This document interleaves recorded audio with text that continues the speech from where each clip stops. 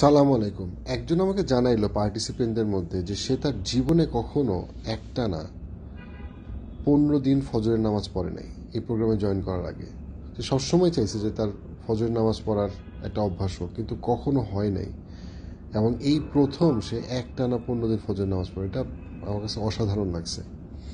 আমি খালি একটা বিষয় আজকে অনুপ্রেরণামূলক বলতে চাই, সেটা হচ্ছে যে এই হাদিসটা যেটা আমি পোস্ট করলাম উপরে, 3টা পার্ট বোঝার চেষ্টা করেন। রাসূলুল্লাহ সাল্লাল্লাহু আলাইহি ওয়াসাল্লাম আমাদেরকে সহিহ হাদিসে জানাইতেছেন যে 1 নম্বর হচ্ছে গিয়ে যে যারা মুনাফিক, যেখানে বলা হয়েছে মুনাফিকদের অবস্থান হবে জাহান্নামের সর্বস্থানে। মুনাফিকদের জন্য সবচেয়ে কঠিন 2টা নামাজ হচ্ছে এশার নামাজ আর ফজরের নামাজ।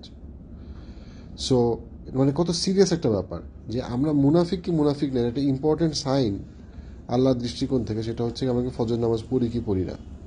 2 নম্বর উনি বলছেন হাদিসের 2য় লাইন, সেটা হচ্ছে আমরা যদি এই নামাজের যথেষ্ট জানতাম এটা কত গুরুত্বপূর্ণ, কত মর্যাদার, এটা পড়লে আমরা কত সম্মানিত হব, না পড়লে কতটা অসম্মানিত হব, তাহলে আমরা হামাগুড়ি দিয়ে হইলেও এই নামাজটা আমরা অ্যাটেন্ড করতাম, সালাতটা আমরা অ্যাটেন্ড করতাম।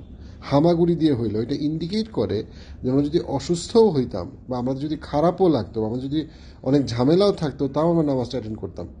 3 নম্বর হাদিসের 3 নম্বর লাইন, অথেন্টিক হাদিস। রাসূলুল্লাহ সাল্লাল্লাহু আলাইহি ওয়াসাল্লাম বলছেন যে আমার ইচ্ছা করে আমি কাউকে আজান দেওয়াই নামাজের জন্য একজন ইমাম দাঁড়াক, এবং আমি কিছু লোকদেরকে নিয়ে আগুন নিয়ে আমি এলাকায় ছড়াই যাই, যেখানে নামাজ পড়তে যারা আসেনি তাদের ঘরে আমি আগুন দিয়ে দিই।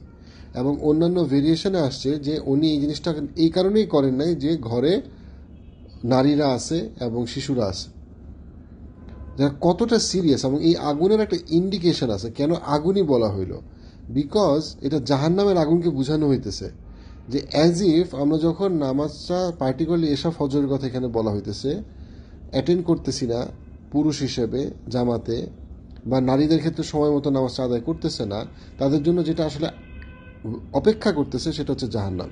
সো আল্লাহ আমাদের সবাইকে হেফাজত করুক জাহান্নামের আগুন থেকে, এবং আমাদেরকে মর্যাদা বুঝার তৌফিক দেখ, যে যদি আমরা সত্যি মর্যাদা বুঝতাম আমরা হামাগুড়ি দিয়ে হইলেও নামাজটা অ্যাটেন্ড করতাম।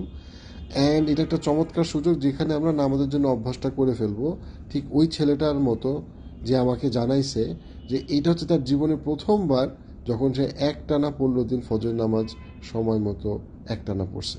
আলহামদুলিল্লাহ।